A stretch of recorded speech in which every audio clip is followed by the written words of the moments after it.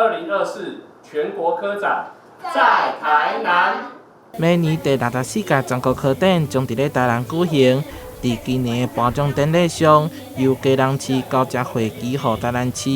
也毋过先来看台南市今年的成绩，有2个第一。我们台南市今年参加全国科展，成绩非常优秀。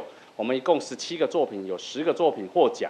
其中东区的复兴国小，还有我们的东光国小，分别在化学科以及地球科学科荣获金牌。第63届全国科展圆满结束，台南市东区复兴国小以食二氧化碳的电池为题，得到国小组化学科第1名。师生为环境议题发想，减少温室气体危害，将排放的二氧化碳拿来应用。20年磨一剑。终于在这一次的全国科展里面呢，得到了第1名的一个佳绩。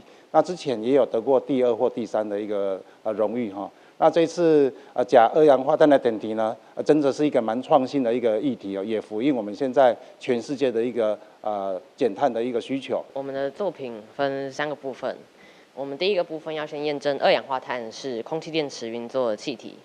那接下来我们要借由改质碳粉来增加对二氧化碳的吸附力。然后接下来是电池的改良与应用。我们在经过一些理论的探讨，那我们跟老师一起来研究这个问题。在过程里面呢，我们觉得小孩呢有充分的发挥他的潜力。另外，东光国小是甲永和国小的学生组队，研究永和国小后来市定古迹、清代特殊维护遗址，透过采集离散、生物危害等海象成绩。用地球科学结合历史，了解家乡的演变，互因得到第1名。台南新闻孙怀采访报道。